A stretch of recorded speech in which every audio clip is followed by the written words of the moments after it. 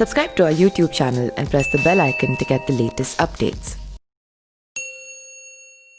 हिंदू धर्म में एकादशी तिथि को श्रेष्ठ माना गया है।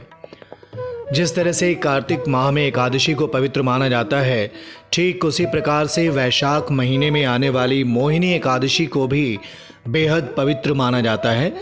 ऐसी मान्यता है कि इसी दिन व्रत रखने से मोक्ष की प्राप्ति होती है। वैशाख शुक्ल पक्ष के एकादशी को मोहिनी एकादशी के नाम से जाना जाता है, जो इस बार 3 मई को मनाई जाएगी। मान्यता है कि भगवान विष्णु ने वैशाख शुक्ल एकादशी के दिन ही मोहिनी का रूप धारण किया था।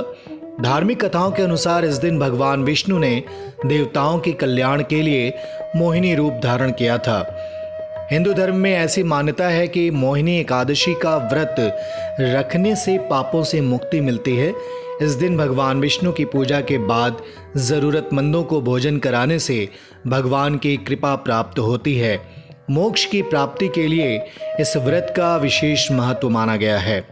एक पौराणिक कथा के अनुसार जब इंद्र असुरों के राजा बलि से युद्ध में हार गए थे, तब वे अपने स्वर्गलोक की वापसी के लिए भगवान विष्णु की शरण में पहुंचे।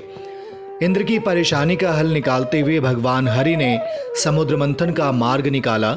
समुद्र मंथन से निकला हुआ अमृत देवताओं को अमर बनाकर फिर से स्वर्ग दिला सकता था।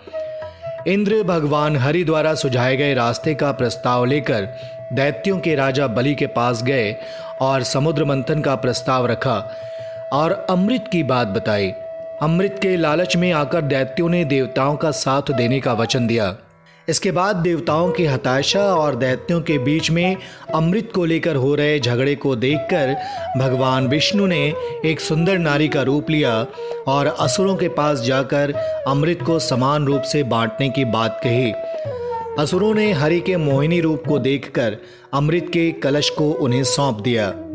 हिंदू धर्म में मोहिनी एकादशी का विशेष महत्व माना जाता है। इस एकादशी को बेहद फलदायी और कल्याणकारी माना गया है। मान्यता है कि इस एकादशी को व्रत रखने से घर में सुख समृद्धि और मोक्ष की प्राप्ति होती है।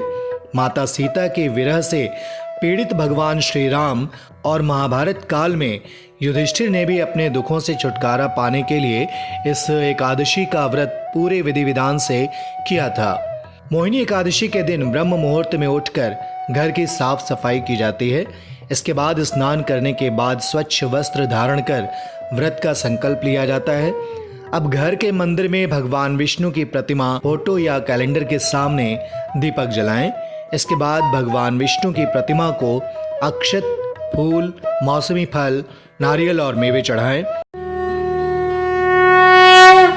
Subscribe to our YouTube channel and press the bell icon to get the latest updates.